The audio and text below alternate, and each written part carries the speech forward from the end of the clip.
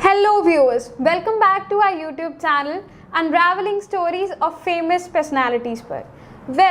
आप क्या मुझे बता सकते हैं कि जो हार्वर्ड बिजनेस स्कूल में टाटा हॉल है वो किस फेमस इंडियन पर्सनालिटी के नाम पर है? आई एम श्योर कि ये बहुत ही रेयर फैक्ट है, बहुत ही कम लोगों को पता होगा। तो आइए मैं आपको बताती हूँ इसके बारे। टाटा हॉल का नाम पड़ा है रतन टाटा को कमेमोरेट करने के लिए। Let's get started. आज की डिस्कशन होगी रतन टाटा पर। तो आज हम बात करते हैं रतन टाटा की। तो आप जैसे काफ़ी लोग जानते ही होंगे कि he was an Indian industrialist, philanthropist and a former chairman of Tata Sons. तो उन्हें कौन नहीं जानता, क्योंकि जो वर्क उन्होंने टाटा इंडस्ट्रीज़ के लिए किया है उन्होंने उसे बहुत चरम तक पहुंचा दिया और आज ये एक बहुत ही प्राउड कंपनी है हमारे इंडिया की। अगर हम इनके जन्म की बात करें तो ही वॉज बॉर्न ऑन 28 दिसंबर 1937। अब बात करते हैं कि ये जो टाटा ग्रुप के चेयरमैन थे 1990 से 2012 तक इन्होंने उनके चेयरमैन के रूप में भी सर्व किया है एंड उन्होंने एक इंटरिम चेयरमैन के रूप में भी किया था जब टाटा वर्सेस मिस्ट्री का वो स्प्लिट हो गया था फ्रॉम अक्टूबर 2016 टू फरवरी 2017। उसके बाद ये देखा गया था कि जो चैरिटेबल ट्रस्ट है वो स्टिल रतन टाटा के अंडर ही आती हैं एंड ये रिसिपिएंट है two of the highest civilian awards of India, the Padma Bhushan as well as the Padma Vibhushan. अब बात करें इनकी पर्सनल लाइफ की तो ही वॉज बॉर्न इन 1937 और उस टाइम ये एक साइन थे टाटा फैमिली के और इनके जो डैड थे उनका नाम था Naval Tata, who was later adopted by Ratan ji Tata, son of Jamshedji Tata, the founder of the Tata group. अब बात करें तो ये एक एलुमनस हैं कॉर्नेल यूनिवर्सिटी के कॉलेज ऑफ आर्किटेक्चर और हार्वर्ड बिजनेस स्कूल के through an advanced management program जो उन्होंने कंप्लीट किया था 1975 में। उन्होंने इस कंपनी को ज्वाइन किया था 1961 में जब ये शॉप फ्लोर पे वर्क करते थे टाटा स्टील के एंड ये एपरेंट सक्सेसर थे JRD टाटा के अपॉन द लेटेस्ट रिटायरमेंट इन 1991। इन्होंने इंश्योर किया जो टाटा टी है और वो टेटले को अक्वायर कर ले। टाटा मोटर्स ने इन्हीं के अंडर जैगवार, लैंड रोवर इसको भी अक्वायर किया। टाटा स्टील ने कोरस को एक्वायर कर लिया और in an attempt to turn Tata from a largely India centric group into a global business. तो उनकी जो टर्म थी 1991 से 2012 की as the chairman of the Tata group, उन्होंने इंश्योर किया कि जो टाटा ग्रुप है वो इंडियन सेंट्रिस्ट कंपनी ना रहकर एक ग्लोबल कंपनी बन जाए और हमने देखा था कि वो काफ़ी हद तक सक्सेसफुल हुए थे इस अटेम्प्ट में। अब हम बात करें तो उनका जन्म बॉम्बे में हुआ था जो अब मुंबई बोला जाता है जिसे, और एक सन है नवल टाटा के।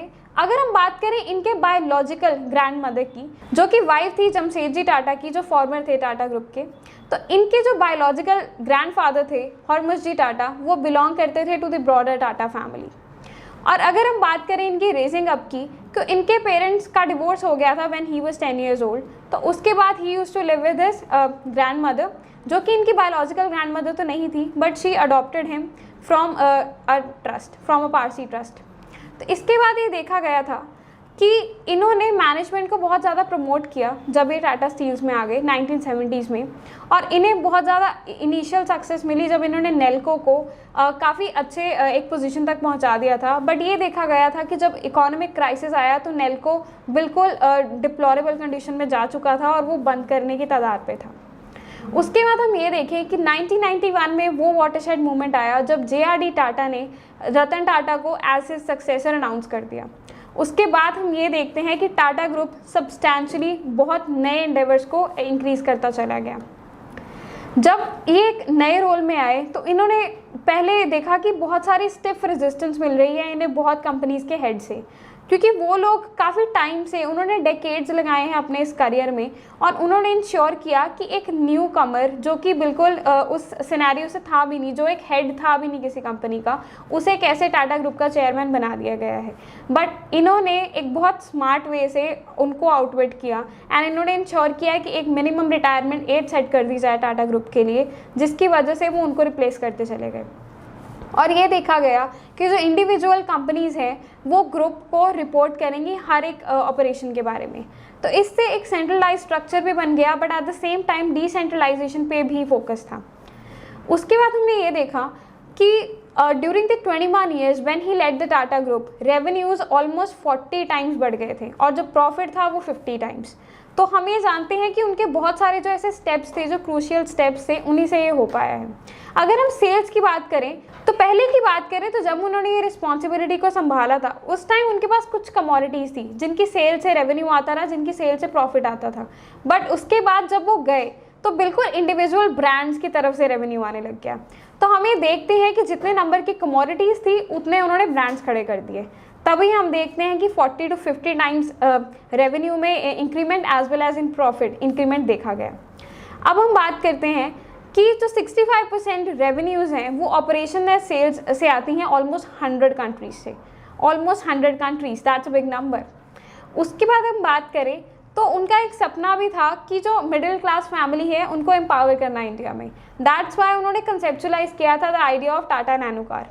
बट हमने देखा है कि टाटा नैनो कार है वो ज़्यादा चल नहीं पाई क्योंकि बहुत सारे इफ़ेक्ट्स देखे गए थे उसके, जिसकी वजह से उसे डिसकंटिन्यू ही कर दिया गया कुछ टाइम बाद। बट हमने ये भी देखा है कि उन्होंने एक इंटरव्यू था जो उन्होंने हार्वर्ड बिजनेस स्कूल के क्रिएटिंग इमर्जिंग मार्केट्स प्रोजेक्ट्स के लिए दिया था। उन्होंने बोला था कि टाटा नैनो को बनाना सिग्निफिकेंट इसलिए था क्योंकि वो कार्स को एक प्राइस रेंज में डालने के लिए और एक एडिक्वेट प्राइस रेंज में डालने के एक एडिक्वेट स्टेप था। बट उनको लगा कि शायद ये टाइम सही नहीं था उसे इंट्रोड्यूस करने का और थॉरो रिसर्च रिक्वायर्ड थी। अब बात करें कि उसके बाद जब 2012 28 दिसंबर इस टाइम उन्होंने रिज़ाइन कर दिया as from his executive powers, यानी कि टाटा ग्रुप के चेयरमैन के रूप में उन्होंने उस दिन रिज़ाइन कर दिया। और वहाँ उस टाइम वो 75 ईयर्स के थे और उन्होंने अपॉइंट कर दिया अपने सक्सेसर को जो थे Cyrus mystery, 44 year old son थे जो पलौंजी मिस्ट्री के जो शपूरजी पलौंजी ग्रुप के ओनर थे। उसके बाद ये भी देखा गया था कि जो शपूरजी पलौंजी ग्रुप है उनका लार्जेस्ट इंडिविजुअल स्टेक होल्डरशिप है, शेयर होल्डरशिप है इस टाटा ग्रुप में, and they are also related to the Tatas by marriage. तो उसके बाद अगर हम देखें 24 अक्टूबर 2016 को एक बहुत ही अजीब सा इवेंट होता है जिसमें साइरस मिस्ट्री को अचानक ही रिमूव कर दिया जाता है as the chairman of Tata Sons और रतन टाटा को रीइंस्टेट कर दिया जाता है एज द इंटरिम चेयरमैन। तो इसके बाद बहुत सारा मीडिया स्कफल शुरू हो जाता है, मीडिया टसल शुरू होता है, जहाँ पर हम ये भी देखते हैं कि Cyrus mystery national company law tribunal and उसके बाद एनक्लैड के पास भी जाते हैं। एनक्लैड जो उनकी डिसमिसल है उसको अनकॉन्स्टिट्यूशनल रिगार्ड कर देता है। उसके बाद सुप्रीम कोर्ट में भी ये प्लीज आती है और जो सुप्रीम कोर्ट है वो एनक्लैड के ऑर्डर को स्टे कर देता है कुछ टाइम के लिए। इसके बाद हमने ये देखा है कि ये एक कंट्रोवर्शियल बात हो गई, बट उसके बाद एन चंद्रशेखरन को in 2017 as a chairman Tata group में अपॉइंट कर दिया गया था। अब बात करते हैं कुछ फिलॉन्थ्रफी की।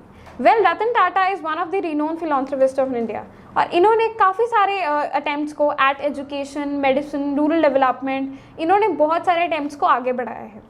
और अगर हम बात करें तो इन्होंने university of New South Wales की फैकल्टी ऑफ इंजीनियरिंग में कैपेसिटेटिव आयनाइजेशन की रिसर्च के लिए काफ़ी सारे मनी को इन्वेस्ट किया ताकि improved water in challenged areas provide किया जा सके। क्योंकि जो कैपेसिटेटिव डीआयनाइजेशन की प्रोसेस है इन्हें हम काफ़ी कंट्रीज़ में रेप्लिकेट कर सकते हैं, स्पेशली जो वाटर ओन एरियाज़ हैं वहाँ पर, ताकि लोगों को सेफ वाटर की अवेलेबिलिटी हो पाए।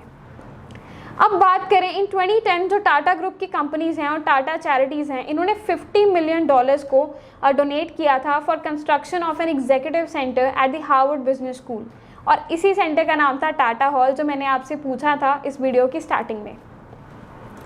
अब टाटा कंसल्टेंसी सर्विसेज जो है उन्होंने लार्जेस्ट एवर डोनेशन दी थी to Carnegie Mellon university for a facility to research in cognitive systems and autonomous vehicles.